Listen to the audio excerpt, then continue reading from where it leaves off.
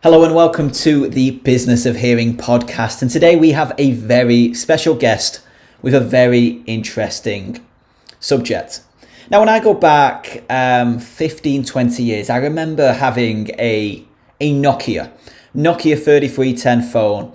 At the time I was at school and I thought I was the coolest man in the world. I had the greatest phone. I was on top of the world. I was the talk of the town. And then I jumped to today. And today I look back and that Nokia is an awful phone. Oh, why would anyone own that? Oh, look at the state of it. Yet the phone has never changed. The phone has always been a phone that delivers the exact same functions. Yet the time period and how things have moved on has changed the way we view the exact same thing. The biggest risk with any service-based business is what was great 15 years ago and what was great today are defined as very different things, even if they're exactly the same. And without innovation and continually changing, you could be viewed as out of date, old, and not good, even if you've consistently delivered the same thing every year for a long period of time. And today's guest, Erika Shakespeare from Audiology and Hearing Aid Associates, talks openly and honestly about the way that she has continually innovated. From opening her private practice and just identifying what is the best way to do this, not how has it always been done. She's been able to do some very unique and interesting things and grow a very strong, independent and lean private practice that is incredibly successful. In today's episode, we talk very openly and honest about the formula that she uses in order to continually innovate, as well as 3 very good examples, including one that I think is just going to completely blow your mind, just like it did mine when I first heard it. So without further ado, let's jump in. Welcome to the Business of Hearing podcast, the podcast for high-performing hearing care clinics that want to learn the strategies, ideas, and truths behind some of the smartest private practice clinics in the world. Now, time for your hosts, Phil M. Jones and Ollie Luke.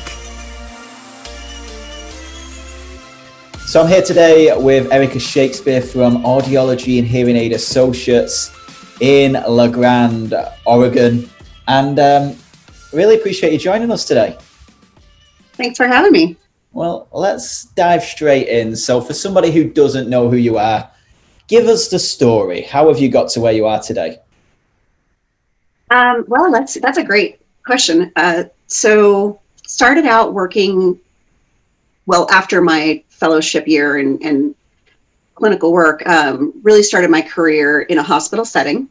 Worked as a clinical audiologist, became an audiology program manager, overseeing 30 plus audiologists, physical therapy, multiple locations, and running the hospital program.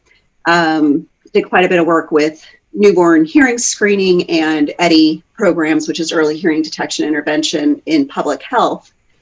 And in 2006, my boss at the time asked me to come help him out on this side gig that he was doing in Eastern Oregon to see patients clinically. And I thought, oh, well, that's fun because I'm not getting an opportunity to do a lot of clinical work in my role as in administration. And so started doing that on the side, like 1 day a month, 2 days a month, somewhere around there.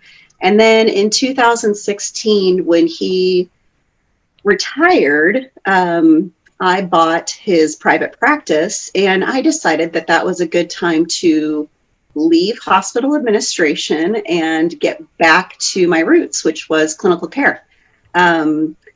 And so I went from working 1 day a week at that time in the clinical practice to expanding it full time, bought a building, gutted it, remodeled it, decided that I was going to finally do audiology the way that I'd always wanted to do it. Threw off the shackles of bureaucracy and said, no one's going to tell me no anymore unless it's me. And that's kind of the backstory. Amazing. And I think there's so many different ways we can go here, but I'd love to know working in the hospital environment, to take that to what you've got now, like, is that an advantage, a disadvantage? Like, what's that been like, that journey? Sure. That's actually been a huge advantage in so many ways, I think, because it helped me understand the importance of structure and the importance of consistency in care and using evidence-based models. It also gave me a strategic advantage of understanding strategic planning, business planning, operational planning, things that we don't necessarily learn in audiology school.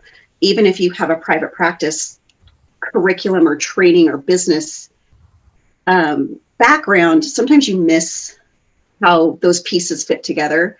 And working in a hospital system, I got to see at a bigger level how things impact what can be done or should be done clinically, from billing perspectives to program improvement.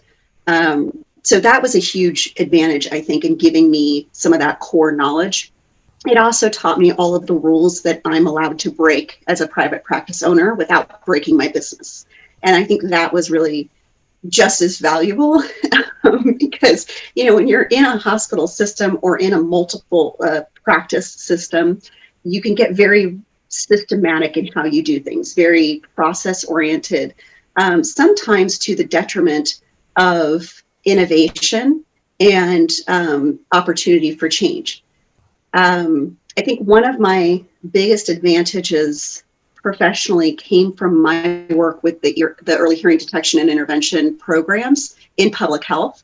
And that was from the process of quality improvement. That's huge in public health, is how are you going to improve the quality of what's being delivered and how it's being administrated. And there's this tool that was really commonly used in public health called PDSA, which is Plan, Do, Study, Act. And it's really just about getting you out of your comfort zone to do something. Sometimes you get that, the planning paralysis, where, you plan and plan and plan, and you won't execute a change or do something different until you've planned it to death. And then 20 years later, you still haven't done anything different. And the PDSA tool lets you step away from that, because you do a short little plan, and then you do this small active change, and then you see what happens. So you study it, and then you tweak it, and then you do it again. And it's that process improvement or quality improvement momentum that allows you to constantly be seeking change for improvement and purpose.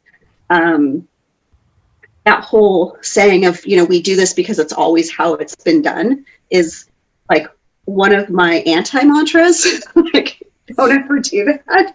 Like, if someone says, well, that's how we've always done it, that's like a huge sign of, okay, well, that probably needs to change, or at least be evaluated for why we're doing that. And so, I think working in a hospital system really helped, and working in public health helped me in a small private practice to recognize that there are these opportunities for process improvement, and how to do that strategically, so that you're not just like one morning coming in and going, I decided we're going to move to pink paper, without any thought behind it. But actually, if you're going to implement a change, why? I talk to my staff all the time about the importance of us engineering processes that actually make it easy for us to do the right thing. And so how can we engineer every step of our way so that it makes it hard for us to mess up, so that we can fall into right behaviors and right actions for both ourselves, and then also for our patients and for each other. It's interesting. I feel a lot of people start businesses the other way around. They have a passion, or I can speak from my experience of having a passion for something, let's say marketing in my instance. Then you start a business and instantly you have some form of imposter syndrome. So you copy what all other businesses are doing. And before you know it, you just kind of are chasing the same rabbit as everybody else, because nobody dares make a change, because it's not the way to do things. So that's interesting. I'd love to touch on some examples, because you mentioned looking at the way everybody else does things and trying to do the opposite. Give us some like real life examples of what that could look like, no matter how granular they could be. Sure. So like the hearing aid fitting process, when we're in school, we're taught these buzzwords around auditory rehabilitation or oral rehab. And we're taught that that's an important component of what we do. But yet we're never, outside of like group oral rehab program that every graduate program seems to have, there's not really an opportunity to explore using that because we're not reimbursed for therapy. We're not viewed as therapists. And so what happens is that we lose that pretty quickly, and we focus on the procedural aspect of our profession, and we do the procedures that have the codes that have the billing. And then there's this whole concept with hearing aids with this bundled billing model, which I think actually gives us so much opportunity to include these resources and services that we provide that aren't technically covered under, that are quote unquote therapy. And so we have this beautiful opportunity to do that, and we choose not to do it. When you work for somebody else, they're looking at that billable hour, they're looking at that time, and they don't always give you, the business structure doesn't give you that opportunity. Now in my own business, I'm answerable to myself, and I can set my billable hour however I want. So I get to include real rehab in my hearing aid fitting process without guilt or feeling bad about it. And it's part of what I charge. And and so I've set up my system and program to allow for that and to support that. That's a big part of the hearing journal that you're helping me rewrite, because my first draft was really messy, but I've been using it for the last year, and it's so fun and it's great with patients, because all the stuff that I have been saying over the years, and then the handouts that I give them, to be able to put it into a place where we can have an ongoing dialogue about their hearing journey, has been magic.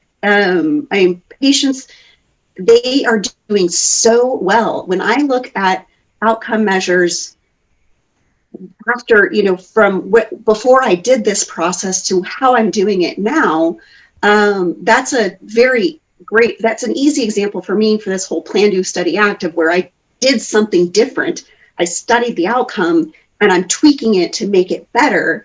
And I'm seeing real improvements in my patients' performance and in their actual outcomes. And that's been a really fun thing to do. So yeah, that would be an example of that. The hearing journal is something I find really interesting, because straight off the bat, it shows a patient that being fitted with hearing aids is the start line and not the finish line. And I think there's many myths and misconceptions that people think being fit with technology is the finish line. And then all of a sudden they're surprised when people want to return something 30 days later because it's not amazing straight away. So I think the journey sets a really strong precedent. I think one thing that comes to mind that you've done recently that I think is against what everyone else does, it's a relatively small thing, is the changes you're making with your waiting room. yes. I'd love you to elaborate on the reasoning for that, and because I think you're the first that I know that's made that decision. Yeah, this was another thing of me engineering a process that makes it easier for us to do the right thing. Having a waiting room encouraged us to have people wait. It encouraged us to develop bad habits of having people come in way too early for their appointments, or to come in on time for their appointments, and for them to expect to wait. And in an office where walls are not completely soundproof and you can't completely isolate yourself from other components of the space, you can hear people moving about, and it's not like it's loud and noisy, but there's an awareness of there being other bodies on the other side of the wall that are waiting for you. And when somebody's waiting for you, at least for me, I have to feel this sense of just I need to be up into that, which prevented me from being truly present. And I wanted to engineer a process that allowed me to stay present in the moment with the patient in front of me, and as well as to get rid of that perception that waiting is an acceptable way to be and to run a business. Pandemic forced us to close our waiting room and move to this other way of seeing patients. And so we got rid of the waiting room. And, over the last year, we've moved things around furniture-wise, literally moved things around, redesigned our rooms, redesigned some of our spaces. I added additional staff. I, hijacked that waiting room for another clinic room, increased our productivity, decreased our waiting times, increased our patient satisfaction. And when people started talking about this whole end of the pandemic, which I don't know that that's going to happen, but this return to so-called normal, what does that mean for the waiting room? And I realized that I never wanted to open my waiting room again. We were more productive, more focused. Our patients are happier. We were more purposeful in our scheduling. Both myself and the other audiologist that works with me became more aware on our own time management and working with patients in a way that allowed us to stay truly present in the moment without running behind schedule. And it's been awesome. And it's weird. I'm not going to lie. And there's been some struggle with not having a waiting room. Right now, we're still in pandemic mode. So it's kind of, an easy sell to patients. But, it's patients, they just need to be educated and given an opportunity to shift their own perspective on this paradigm change of, hey, we don't need to wait. There doesn't need to be a waiting room. One of the things that we've done that's kind of helped for the patients that do kind of come in early is that we make sure that as part from kind of a leftover from our curbside service, we had these menus for drinks and snacks or whatever. So we just still use those. And so when a patient's checking in, it's, we go down to their car, check them in, offer them a beverage. I figure when distancing isn't as much of an issue, I have this amazing porch with, cute little chairs that I want to put back out there. It's the clinic that we're in is an old remodeled house that's real homey. And so, we've got that cute little porch and we've got some other outdoor seating areas that we can explore and use when social distancing isn't as much of a concern. But the concept of a waiting room is absolutely dead to me. That's amazing. Anything else that comes to mind in terms of something where you've identified there could be a better way to do things that's against the norm and you've made a change? Yes, so this is a relatively new change. And so I haven't been able to get to the study part of it, but I can tell you about the planning and the initial execution of it. So the community that we're in, well, let me just back up. Hearing aids today all run on that 2.4 gigahertz wireless platform. As a result, pretty much all hearing aids have some type of connectivity to smartphone technology or to tablet technology where you can use the phone or the tablet as a partner in the fitting process. So this can be used either for remote adjustments, for telehealth type adjusting of the devices, or for remote control for the hearing aid. And we've all struggled with this Bluetooth love-hate relationship that we've now developed with hearing aids and technology. And whether you've fully embraced it or whether you're still just like, I don't really want to talk to patients about phones. The reality is that it gives us a tool to provide better care in our hearing aid fittings when we use it properly.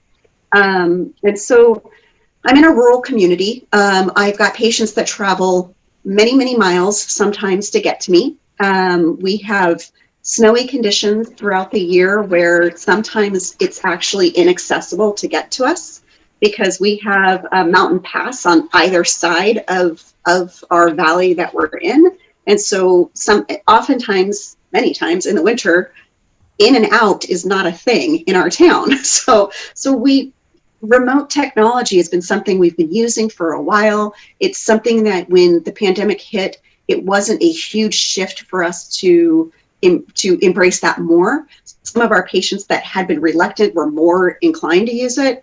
But I kept running into this challenge where patients had phones that were incompatible with their technology. So they either had a smartphone that wasn't the right version of the smartphone, or they had a flip phone, or whatever, that they had these technological barriers. The other thing is that smartphones are small, and most of my patients, not most, a lot of them are visually impaired and they need something bigger. So I decided that I was going to include iPads with my hearing aid purchases in my all-inclusive bundle. So patients that purchase hearing aids from me get an iPad, and that's part of their treatment package. That working with Apple Business allows me to create an iPad that is basically locked or pseudo locked to where it has the my logo is on the back when they open it up. It has the apps that I've loaded onto there for them. Through the Apple Business, you can kind of customize what that looks like, and you can push out updates to your fleet of iPads, so to speak. And so I'm doing that. And this allows me to actually use some of the cool oral rehab tools that are out there that are iPad based. And so that we can actually incorporate not just the remote telehealth and not just the ability to turn their hearing aids up and down on an iPad, but that we can teach, that I can work with oral rehab programs with them. I use it with my patients that are in cochlear implants. I use it with my patients that are in hearing aids. I show them how to how they can use the iPad to FaceTime their family and friends. And so we're real new into this, but I'm really excited about the rollout. And yeah, that's pretty different.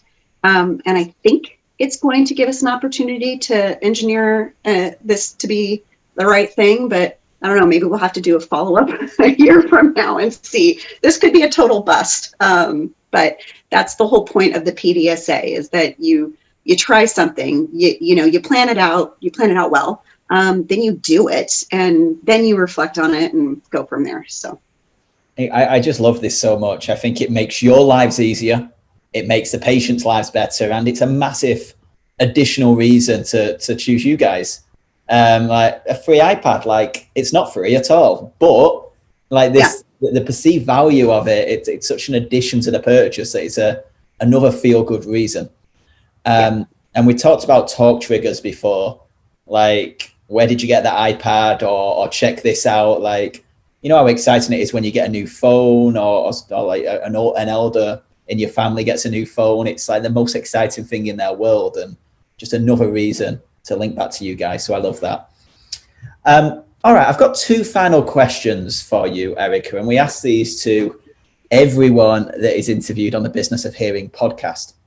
The first one is, if you could give the young Erika, let's say you're 18 years old, I don't know, 18, 21, if you could give yourself one piece of advice that would help you in your professional life, what would that be? Honestly, I think I would say, I think I would tell myself to not be afraid of private practice. I think afraid's the right word. I never thought I was going to be in private practice. That was not on my to-do list.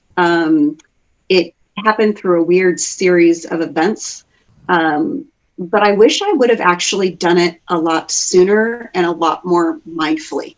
And so I think that yes, if I could go back in time and give myself a little bit of advice, it would be to not be so afraid of private practice, of taking that leap. Amazing. And second question is, looking at all the different clinics across the country, what is the one mistake that you see many clinics make that you may have learned from, or what would your advice be to them? Have a willingness to change. Change is a good thing when done with intent.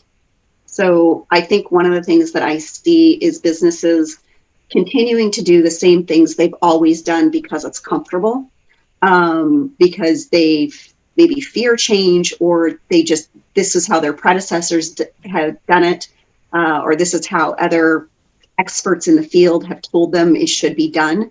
And if I've learned anything in this last year, it is that change is not only good, it's healthy. And we need to not be afraid of it, and we need to embrace it, but we need to plan for it, and prepare for it, and do it with intention. And I think that's what I see is this rigidity. Amazing.